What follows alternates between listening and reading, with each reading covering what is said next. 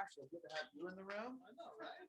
This is such a treat. It's a blessed day for you, bud. Yes, it is. It is a blessed day. All right, how's everybody doing? Good.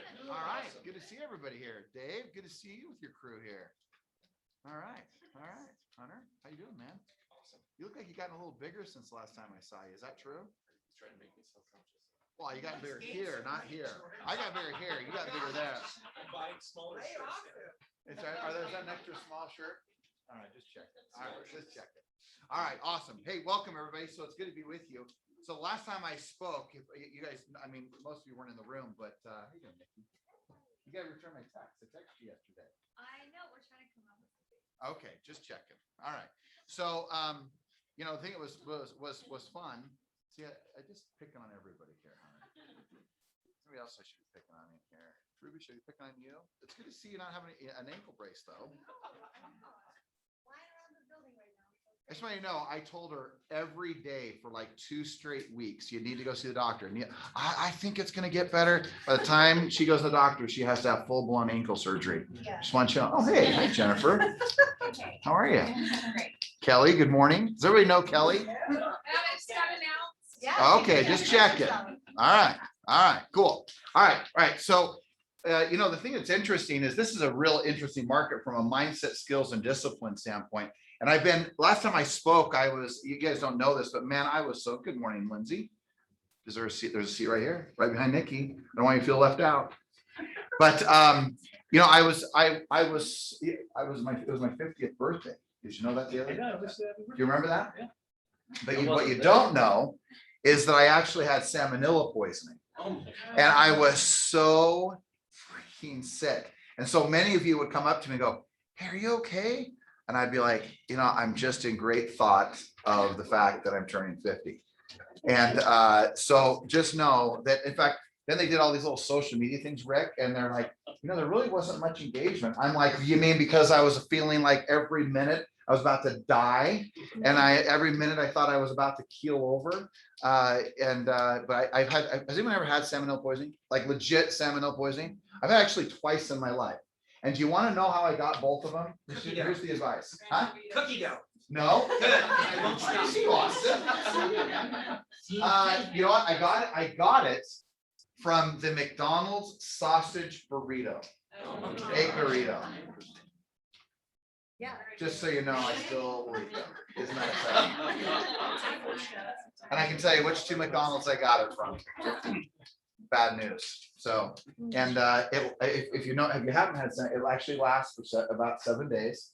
And actually the day before I thought, okay, I know I have this, I could tell that it was salmonella because I knew just all the same feelings. And I remember I'm going to go to the hospital tomorrow. And then that was the very last day that it all kind of just went and it stopped, like literally on a dime. It was kind of interesting. So anyway, I am healthy and ready to rock and roll, Taylor.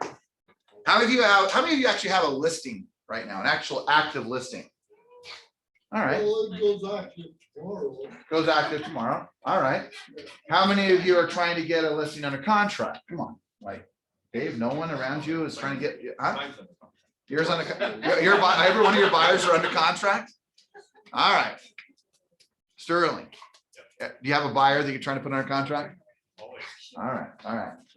So, you know, the thing that's interesting is right now you're looking at this whole facet of this business, and it's been a real interesting one. You see that sales are actually a little bit down, but volume is actually up. You see sales, again, not as high as they have been in the past, but commissions are actually up. You realize that over the last 30 years, there hasn't been actually a change in the commissions that are being charged to a consumer, with all of from the Redfins to the Homies to all the aggregators to you name it, whatever it is across the board. Do you realize that the commission has not changed from 5.5% on average across this country for over 30 years? Even with all the technology and all the things that you have going for you, the thing is it hasn't changed. So the thing that I would just ask you, whether you're working with a buyer, whether you're working with a seller, whether you're working with really any client, ask yourself, how are you conveying value? Today was an interesting day for me. In fact, I walked into the boardroom today and I was already wiping sweat off of my brow because I had had a very intense conversation with a salesperson and I was so fired up. In fact, I think Jennifer heard some of it. I was a little bit direct, I would just say. And I said to this person, and forgive me for those of you who I will offend and those of you who will smile, but I said, if someone talked to that many people and you were selling dog crap, someone would say, I like that smell, and would buy it. I said, because what it tells me is that either you are not making the contacts or you are really not good at what you're doing. So think about that for a moment. Think about your business today. Are you lying to yourself in regards to the way in which you're prospecting and talking to people? Like, I mean, are you calling your leads? Are you talking to enough people? Because the thing that people will ask themselves in this market is, how am I not making money? And everyone else is. What you will find is one common thread. The people who are earning a lot of money are the people who are talking to a lot of people. And I can still remember a conversation with Evan Child about 2 years ago. And Evan came to my office and I remember sitting over there and he said, I want to double my income this year. And they said, well, you know, the easiest way to double your income, you know the answer, Taylor? Double the amount of people that you talk to every day than you did last year. Some of you want to make it so complicated. You want to put 10 extra buyers in a contract. You want to take 15 extra listings. You want to do 25 extra deals. Talk to more people. If you're the mindset right now that in today's marketplace that you can talk to just a few people and get a huge return, it is absolutely not going to happen. Most people treat this business like it's Las Vegas. And that is that you go down, put like a $5, bet of effort, and then you think you're going to get, $100,000 back in return. And it's just not going to happen. So some of you seem a little perplexed. Some of you seem like a little like deer caught in headlights. Remember your name again? I know I asked you that. Joan? Joan, nudge her. She's like, looks a little mesmerized here, like I'm talking a foreign language. All right, just checking. Joan, I'm just telling you that if you want to earn money in this business, you have to talk to people. And I know that you know that philosophically, but take a step back and really look at what you've been doing the last few days. Because what I've watched is if I take an Evan Child not only has last year almost doubled his business, but this year he's almost tripled it. And the one thing that I see from a text that he sends me and a group of people every single day, like Ruby and a few others, is that it's the contacts are way up. So you may say, well, the market's different. No, the market really isn't that different. But so different is the fact that people think the market's so different, so they think they don't have to prospect. They think they don't have to make contacts. I still remember when Austin Kale spoke at a summit years ago, like, I don't know, I say 2-3 years ago. And I remember everyone thought he's going to come up there and stand up and give you some magical answer. You know what his conversation was for 20 minutes? Does anybody remember? Do you remember, Jennifer? What it was about? She's nodding. That means it was Well, I pretty. remember he was telling us a story about when he met his wife and he was. Oh, yes, that is the classic of all stories. That is the classic of all stories. I remember that. George, I don't remember what I talked about. But but that is my favorite story of all time for Austin. Never lived. That's right. You guys haven't heard it. It is pretty good. Go ahead, tell us. What do you want to hear? I want to hear the story. You don't want to hear the story. I do want to hear the story. No, Hold on. it's George's side. Hold on. It's I George's know. side. No, but then I'm going to tell you what you're talking about. I told my now wife, girlfriend at the time, we were driving around in areas, nice houses, and she said, wouldn't it be fun to live here someday? And I stopped the motorcycle we were driving, sat her down on the grass and said, if you marry me, we will never have nice things. We will never live here. Please set your expectations very, very low because this is not the life for us. If you go down this road. So, I remember the first, yeah, so the first time I met Austin, I said, he's making money, he's making like 150 grand. He goes, I don't know if I'll ever make that again. I'm like, what are you talking? I don't know. And I still confront him, like, he goes, I don't know if I will. He's always like, he's playing the cards really low right here, like making sure he exceeds well beyond them, but he does live in a nice home and he has an amazing team in business. So, but what he talked about, aside from that great story of setting proper expectation, is he talked about that people thought he was going to come out with, razzle and dazzle, some big thing of teamwork and, working your team. And all he talked about was prospecting. I don't know if you remember that, but I was taken back because everyone thought it was going to be something so much more grandiose, like there was going to be some magic pill, some magical answer. And all he kept doing was pounding the idea that what made him who he is that he made phone calls and he talked to people consistently. So guys, just remember, I can remember that I would watch agents who would make, they would say, maybe 10 contacts in a day. But then I'll meet people. Just think about yesterday. How many legitimate contacts did you make? How many meaning, and a better way of saying it, which I really appreciate, is a meaningful conversation. As I said to an individual today, said, you made 70 contacts over the last 24 hours. Would you rather have 70 contacts or 20 meaningful conversations? And and of course, he answered, well, 20 meaningful conversations. So ask yourself yesterday, if you're trying to make a lot of money, or you're like Kelly and others who are trying to do great business in lending, or whether it's, Crystal and it's the same concept. Is if you're not having meaningful conversations, you're not going to have great success in this business. So you can look at the market, you can focus on everything outside of you, you can talk about rates, loan programs, you can talk about how there's no inventory, how the agent what they gave the deal to the other agent, how your commissions are too high. You can talk about all sorts of other crap. And I mean crap, because that's what it is, because it's everything outside of you. But the one thing you could control is you could create enough meaningful conversations. And I can tell you, if you have meaningful conversations every day and you have a lot of them, it is inexcusable that any one of you in here shouldn't be making a couple $100,000 a year. If you're making less than that, it is not rocket science. I can sit down with you and go, tell me how many people you talked to yesterday. And you might have had a good day, go, oh, I talked to 25 people. Okay, what about the day before? Well, I got really busy. I was showing buyers and I was really busy. Okay, well, but what about the day? Well, I made 10 the day before. Wait, what about the day after that, or day back from that?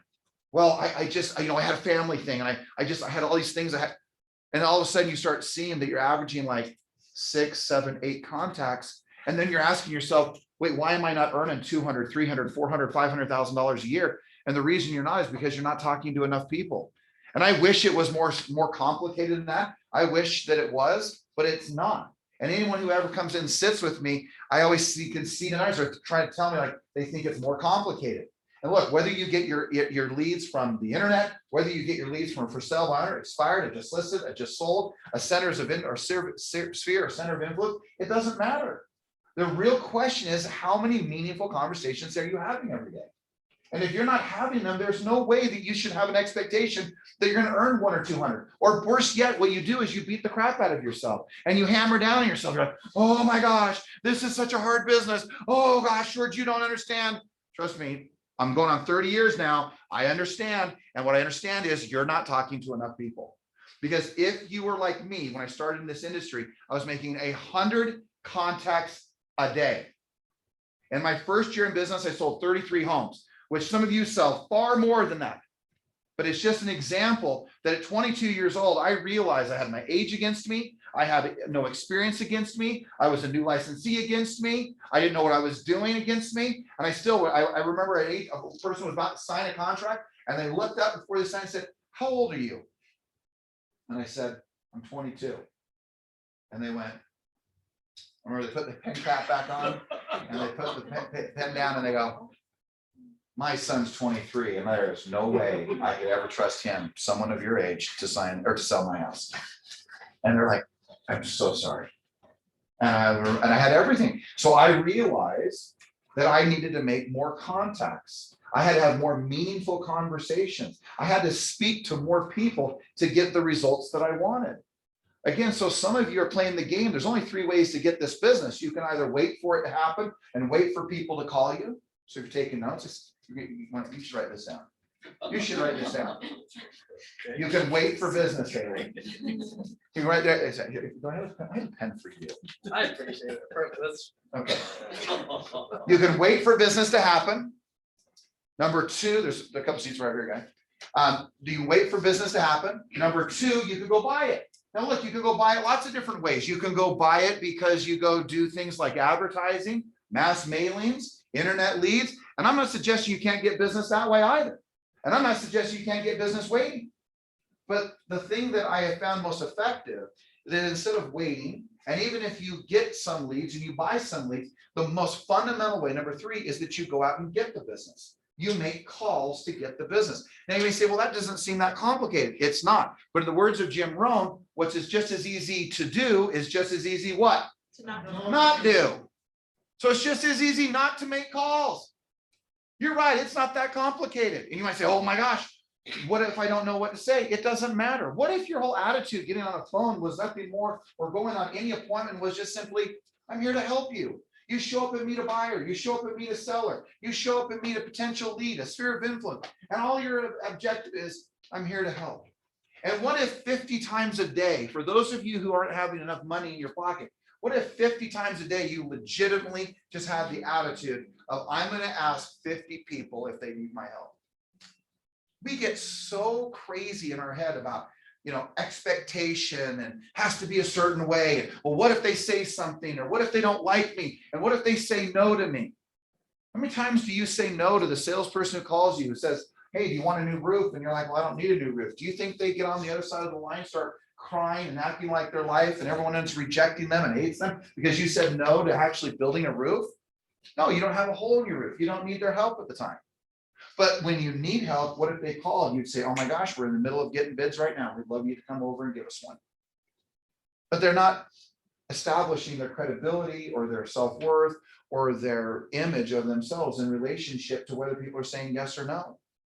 Stop getting so attached to what people have to say and what they have to say on the phone. Just simply call with the attitude of gratitude, the attitude of how can I help?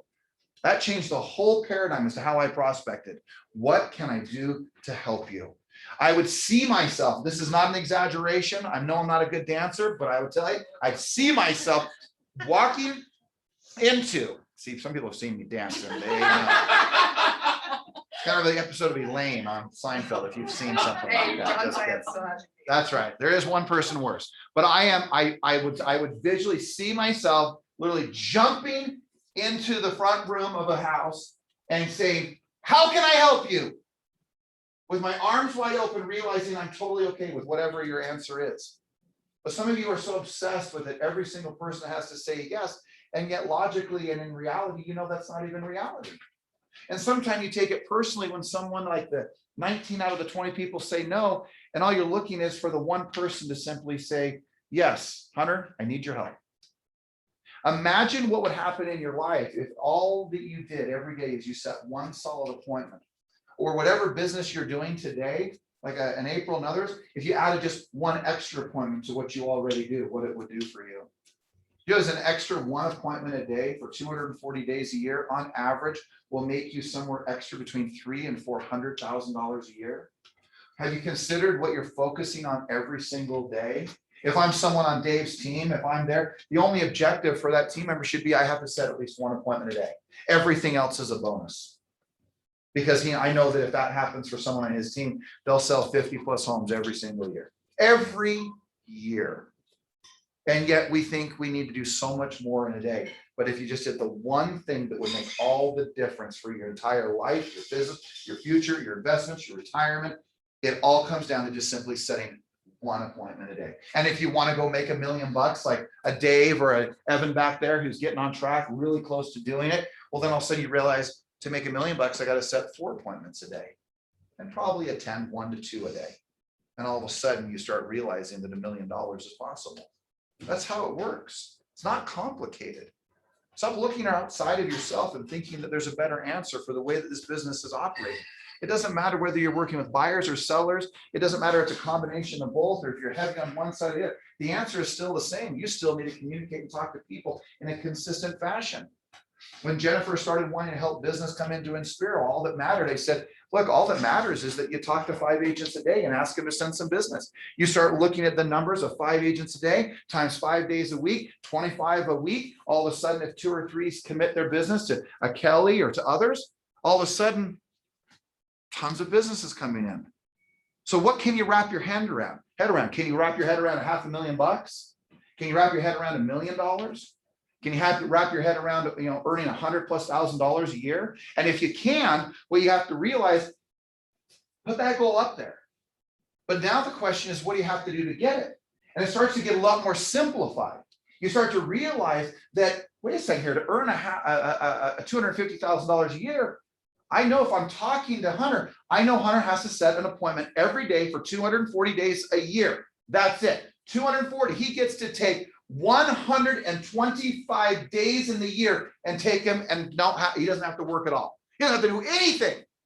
But for 240 of them, if he wants to make $250,000 a year, he's got to set an appointment 1 out of every 240. That's it. So instead of focusing on 250, I would tell Hunter, hey, you know what? Don't focus on the 250. Yeah, put that out there, write it out there, remind yourself a little bit about where you're going, but don't get overwhelmed by that. Because if we notch it all back down, well, you're just gonna come back to the Hunter and go, did you set an appointment today? Hell no, and all of us do it. We'll give our reasons, our excuses like every other agent does. But you don't need to make any more excuses. If you're wondering why you don't have enough money in this business, stop asking yourself that question. And ask a better question like, what has to happen to earn more money in this business?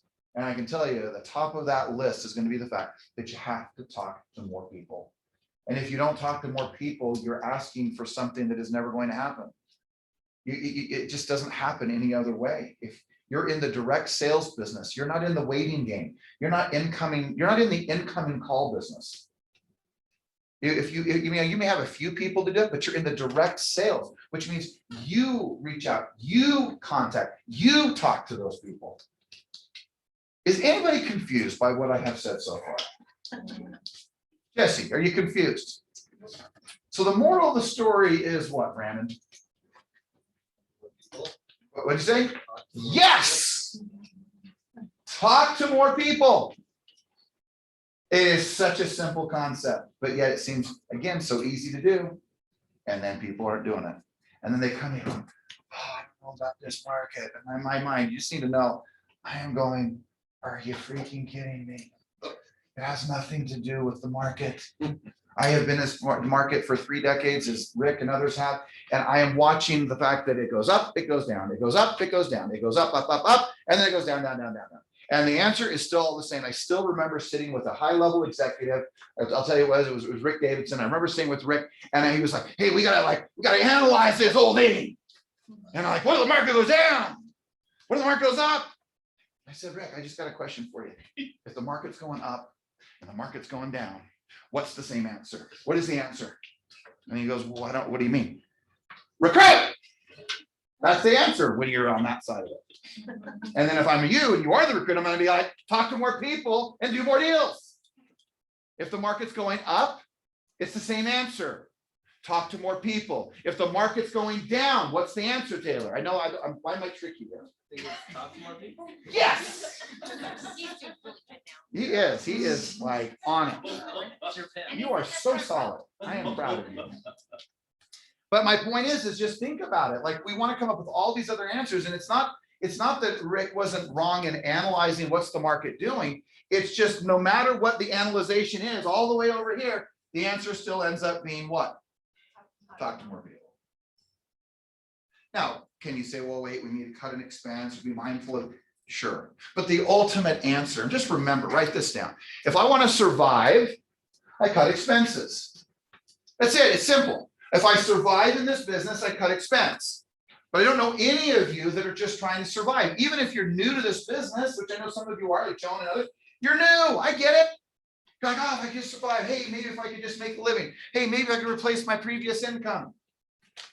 But the only way you thrive in this business, right? That's it. Thriving comes from growth.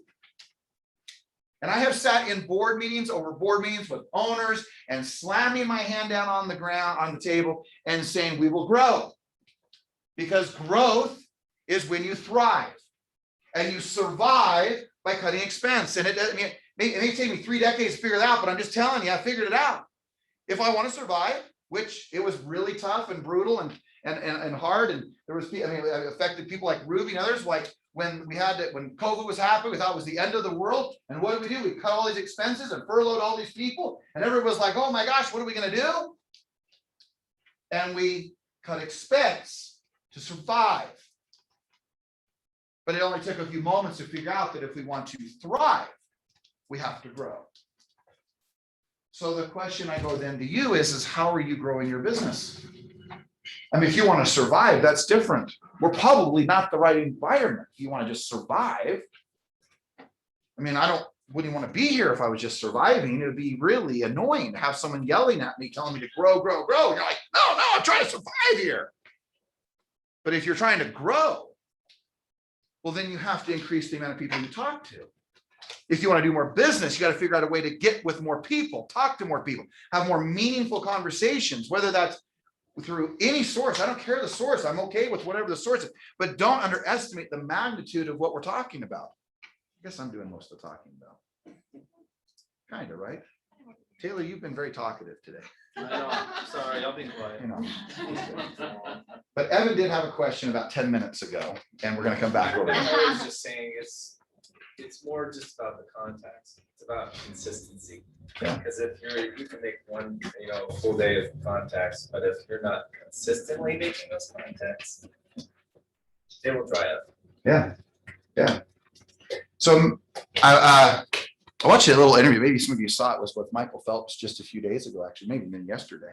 But he talked about the fact that when he won all of the gold medals, when he was the most decorated, went basically undefeated, it was epic, right? He talked about that year was the first year ever in the history of his swimming that he actually did not miss a single day of training. He said, I trained for 365 days for the entire year before the Olympics. And he said, what's interesting about swimming is that if you take one day off, it takes you 2 days to get back to where you were.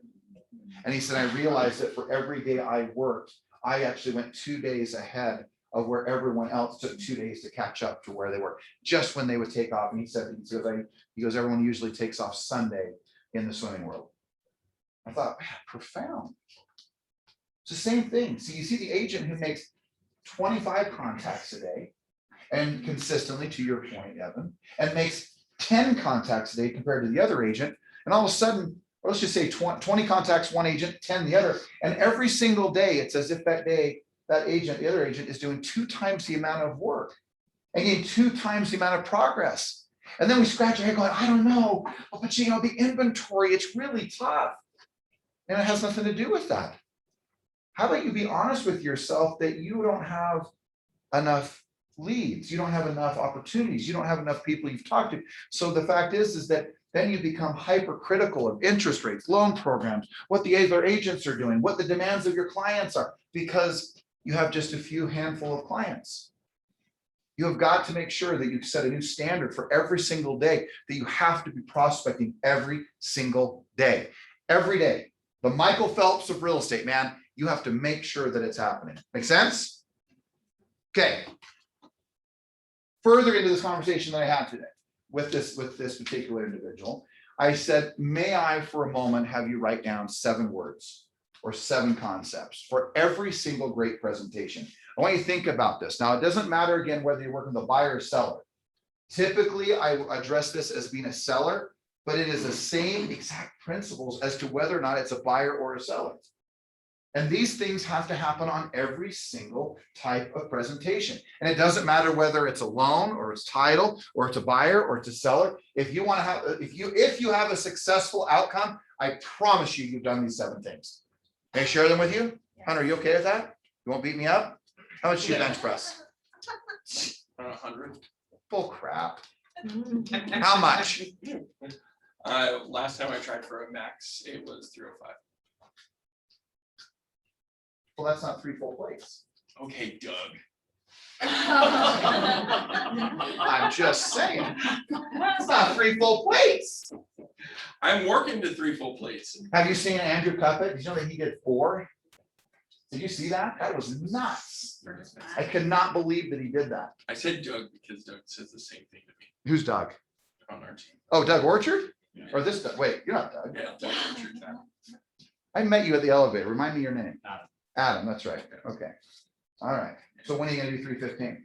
I'll do it today for you. Really? Video it. You got it. Wow. After you make your contacts. I'm like Right, that's what they want, 99% after the contacts. I got like Shouldn't you 2 have already calls and done I'm that? good. Exactly. Say again? I said, shouldn't you have already done that? Don't go there. Too bad. I would. I see. Okay, it's not just, it is hot in here, Two a right? day. Put 2 a day. You want to get that bench up, gotta have more contacts.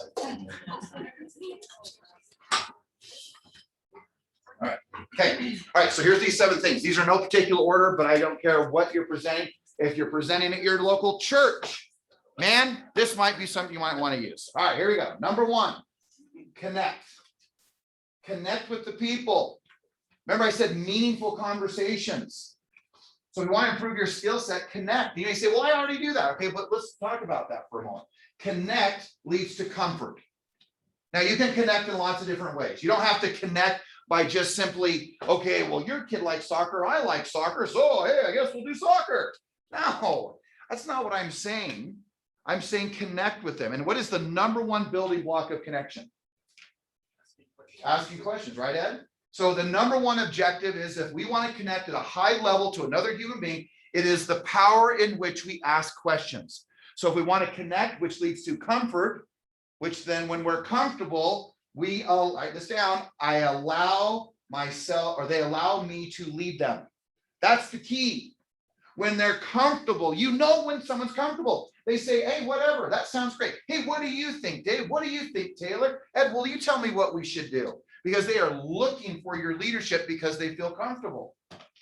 And so asking compelling and meaningful questions makes all the difference in the world. And if you ask them, all of a sudden, it becomes a delightful experience. You're not having to power drive and pound down on something. It becomes something that becomes so automatic and so easy and so simple and so fun and enjoyable because you've connected with someone. How many of you love leading a client down the pathway of either home ownership or home sale that are willing to follow you?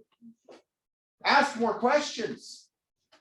I mean, we're not going to get in. That's a whole other depth of conversation we spend a whole hour on, but you've got to ask more questions. That is the key to great connection. Connection leads to comfort. Comfort leads to leadership. And when people are comfortable, they lead. How about this? Whether you like him or don't like him, even if you like his policies and the way he did things in this country, how many people do you think are comfortable with Donald Trump leading? Anybody like really comfortable? Even though like, well, yeah, I know because you see some, how about when he first began, people were like freaked out of their minds.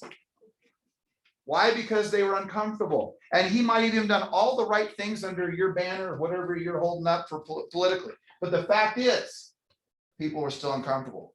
People talk about the fact if he runs again, how uncomfortable it makes them.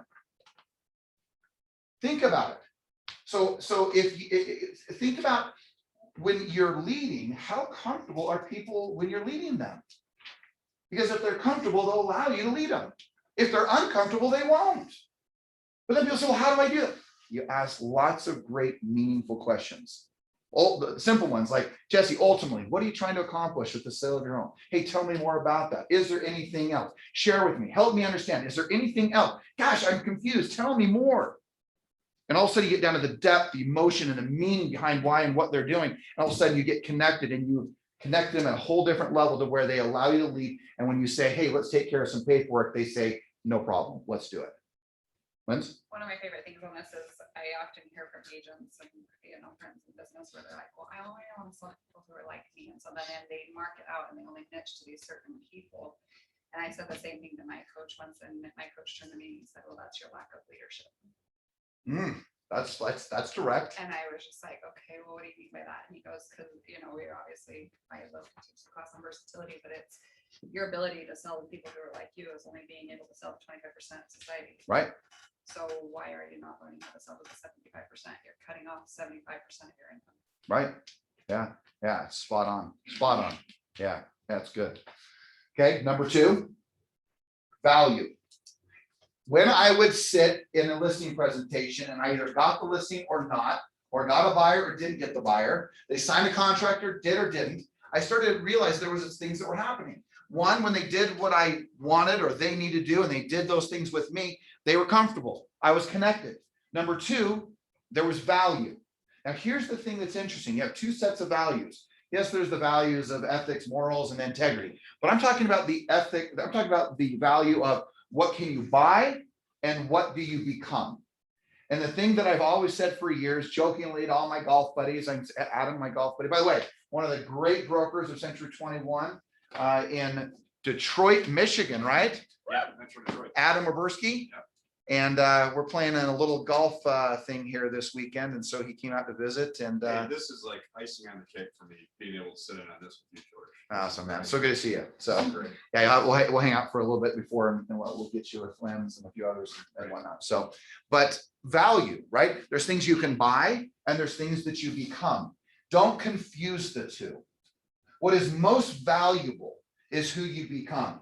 What you can buy for money is, hey, here's the greatest tour. Here's the greatest key box. Here's the greatest sign. Here's the greatest ad. And all can be bought with money.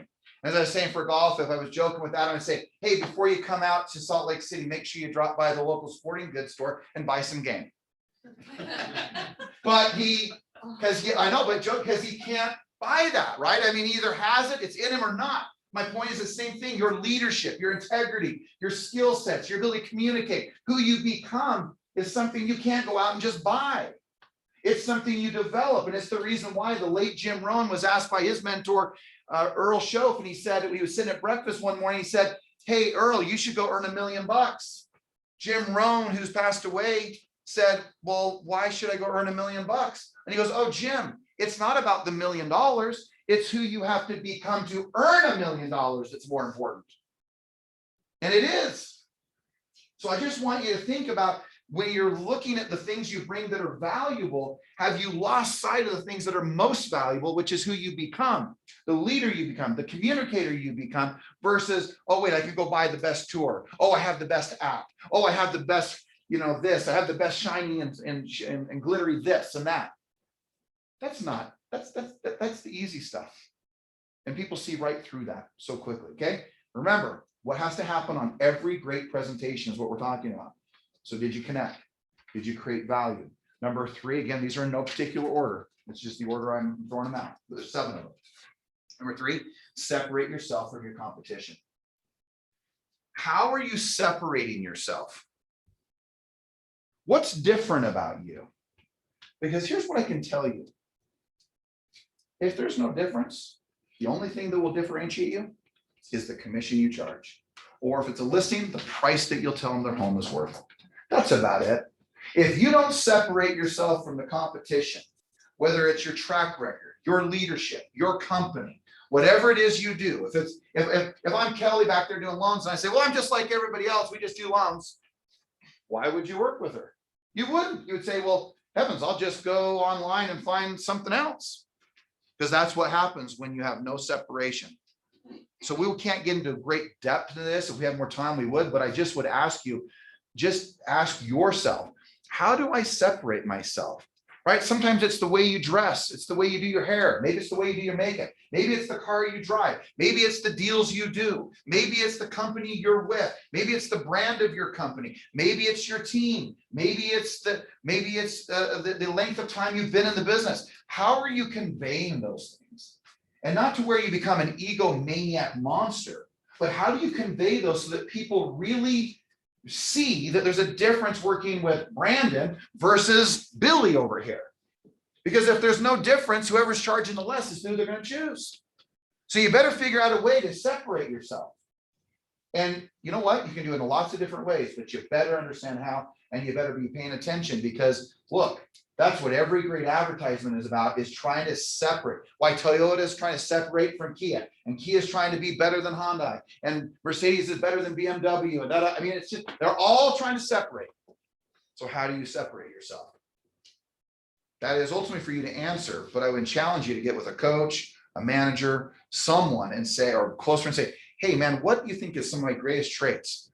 What makes me kind of separate myself? What do you think I should be talking about? And get 2 or 3 that you're able to just say, hey, may I share with you what might be a little different for me versus the other people out there? Let me talk to you about how I communicate. I mean, it might be that simple. Just the way you communicate might be a differentiator. Okay. 4th, reduce the risk. Reducing the risk. Now think about every presentation that you give. Are you reduced? Is it scary? Look, this is my favorite example, is what's happened over these years. When you first you know this, but let's say years ago, just because of your age, but years ago, you walk in and go, oh, I will never buy a used car because there's no what? Warranty. So then they started coming out with what are they called? Pre-owned pre-owned. And now they take a whole lot, whoa, it's not just this wasn't just pre-owned. It's certified and with an extended warranty. Why? Why do all those things happen? To reduce the what? The risk. Down on the freeway down here on I-15, there used to be a little sign, the ones that take the people that, the companies that will take care of the freeways and pick up garbage and that whole thing. And it said, no risk used cars. I thought, how ironic. What an interesting statement. No risk used cars. Because everything about this business, you're dealing with the most important asset of their life, and there is risk. There's risk. So you have to ask yourself in just a moment saying, okay, how am I making people not feel risky? Is it the length of my contract? Is it the commissions I charge? Is it the way I communicate? Will the home get sold? How about the home warranty? What about the inspection? How will the offers come through? If you can't answer the questions of reducing the risk, or will I lose my earnest money if I put in an offer? What do you think off the top of the head, Dave? Would you say that most buyers, when they have no real information yet, when they think, you say, hey, let's put down $2,000 on a home, when they put down, what do they first believe is going to happen to that money? It's gone. It's gone, no matter what. Isn't that interesting? So how are you reducing the risk? How are you educating people so there's no risk to sign a contract with you? It's very interesting. How about just even the home warranty that you get on their home that covers the home for 6 months while they have it listed? Are you guys using things that show and create no risk for your clients? You got to think through this. How am I eliminating the risks? Okay, next, trust. Write down the word trust. Do they trust you? There's lots of ways to, again, you might say, well, kind of some of these cross over one another. Yeah, but here, remember, I would go on an appointment, and if I got the listing or I got the buyer, I would look down and go, and if I didn't, I'd look down and go, oh gosh, you know what? I didn't reduce the risk. Oh yeah, I didn't get connected. Oh, wait a second here. They didn't feel safe. There's too much, there wasn't enough safety in the conversation for them. Remember what, also, just a side note before we go on to trust.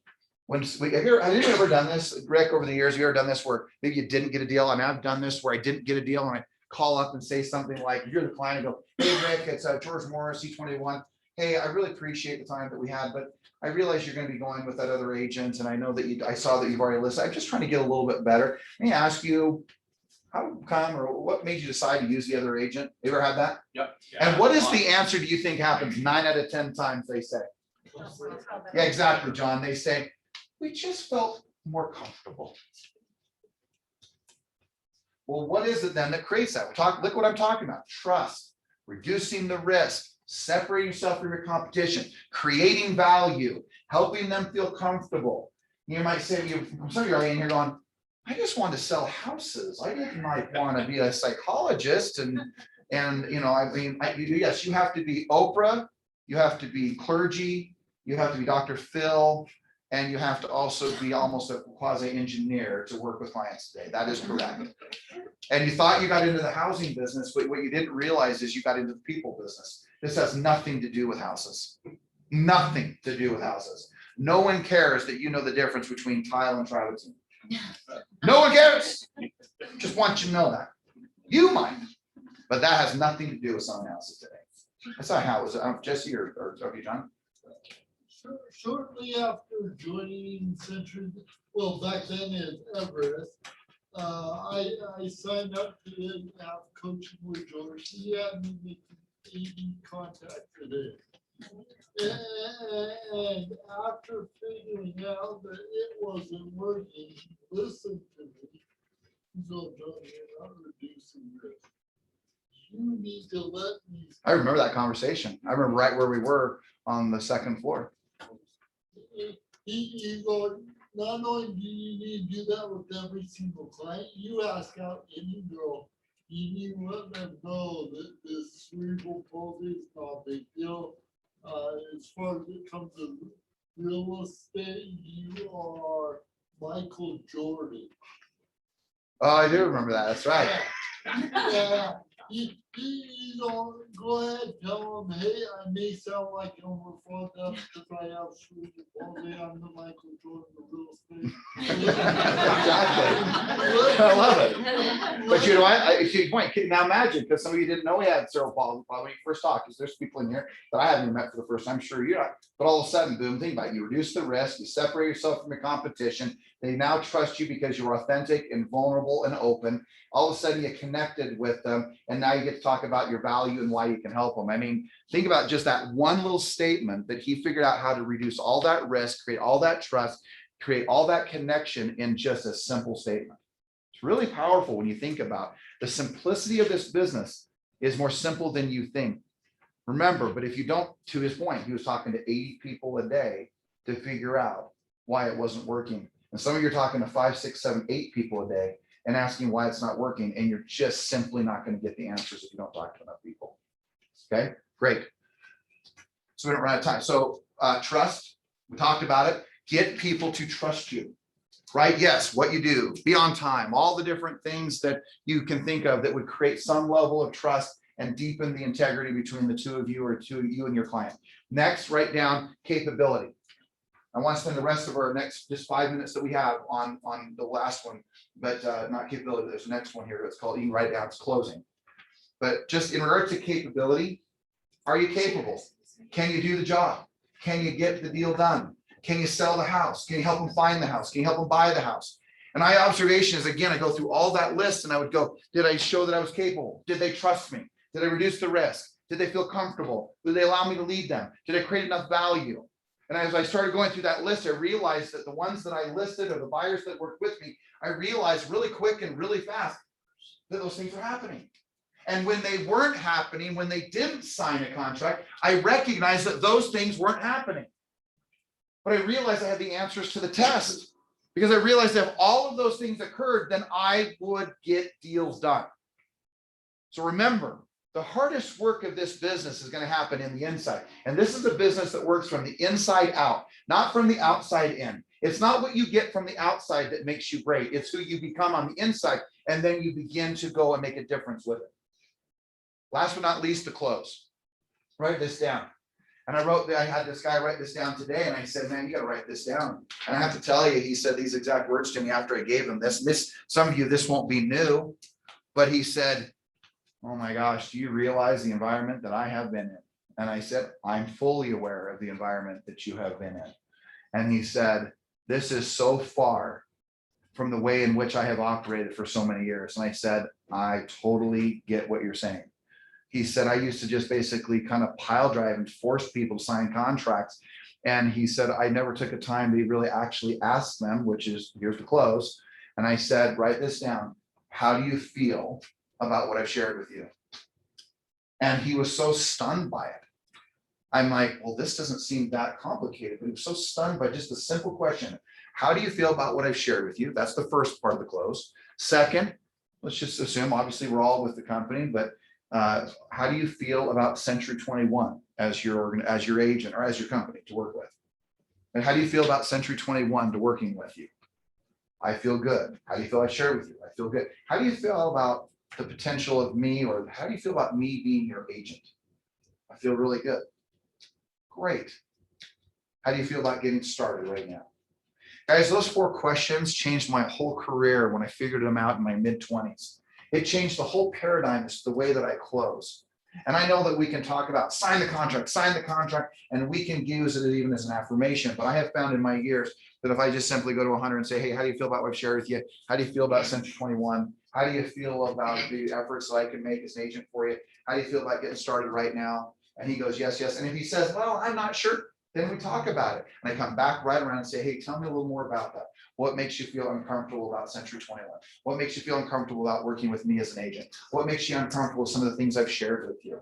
Great, tell me more, share with me. Well, let's talk about it. Let's resolve that. Okay, now how do you feel about it? Well, I feel really good now. How do you feel about me? How do you feel about the company? How do you feel about us working together? Great. How do you feel about getting some paperwork taken care of right now? That made my life so simple. I'm just being honest here that when I figured that out in my mid-20s, because I was beating my head against the wall and I felt this massive disconnection every time that I would close, as if it was trying to annihilate someone, trying to, force someone to sign something, trying to, have to, muster up the energy and the courage to say, sign the contract. I realized I didn't need to do any of that. I just say, Brandon, how do you feel about what I've shared with you? I feel pretty good. How do you feel about the company? Oh, it's great. How do you feel about us working together? Feel really comfortable with you, George. Great. How do you feel about getting some paperwork taken care of? That's great. Great. Let's get started. How do you spell your first name? Guys, that was my close for now nearly 25 years, and it has been the most simplest thing that I've ever done to get people so comfortable with signing a contract. No one taught it to me. It came from trial and error and screwing up a lot. But I realized that whether it's the driver, whether it's the manual, whether it's the analytical, and whether it's the expressive, every single person, even the analytical, has to feel good about what they're doing. They have to feel good about the numbers. Even the driver, even though they may quickly answer, I feel great, let's go. They still want to feel good about what they're doing. Don't underestimate the magnitude that every decision that's ever made is based on people's feelings. And although you may want to say that they're not, I can just promise you that they are. They are. All decisions are made based on the way in which people feel. Now, just in closing, the person who goes out and says, I bought it. You bought what? And then the spouse goes, what do you mean? We couldn't afford it, but it was on sale. Just remember, all decisions are based on emotion, but justified by logic. So does it have to make sense to work with you? Yes. Do you have to be respected and trusted and capable? Of course you do. But at the end of the day, they're going to make a decision, just like I was doing that mini little role play with Rick, that they choose you. And at the end of the day, they're going to say, I choose you because I feel comfortable with you. And so I'm going to allow you to lead me and navigate me through this process of either buying a home or selling a home. Make sense? Linz, anything? Anything else? Bortis? We covered all? So much more to cover, guys. It's so good to see all of you. It's so good to have you guys here, especially in the middle of July with everything that's happened, all the distractions of life. But guys, go for it. There's just no excuse to not be earning a ton of money in this business. One of the things I love about Adam over here is that what's your average per how many agents do you have? Listen to this, guys. Dave, listen to this. This is incredible. How many? 275 agents. 275 agents. What's your average per person per PPP or per person deals per year? 17 transactions. That's incredible. Wow. That's incredible, guys. That is absolutely insanely good. 17 transactions per agent for that many agents. When you have a smaller group of people to do that, that's one thing. But when you start expanding beyond, 100, 200, 300 plus agents to do that is absolutely incredible. And we barely just touched 10. I mean, he's doing 7 deals per person more than us in this entire organization. It's pretty impressive. And I can just tell you that the way in which you're going to do it is not waiting for business. It is going out and getting the business. So go get it. It's for the taking. And just be okay with the disappointments. Be okay with tough conversations. Be okay with being rejected. Be okay. Just talk to people in a consistent fashion, like Evan said. And all of a sudden, you'll see someone like Evan, who I saw on the brink of losing everything, to where he is like a year or two later, on track for $1 million+ dollars. Guys, that's not an accident. It happens because of what he talked about. Consistency.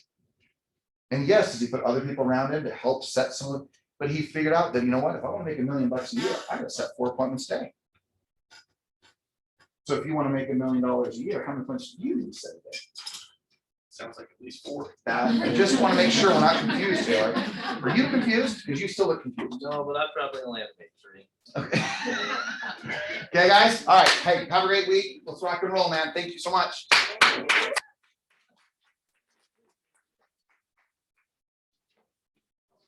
Girl.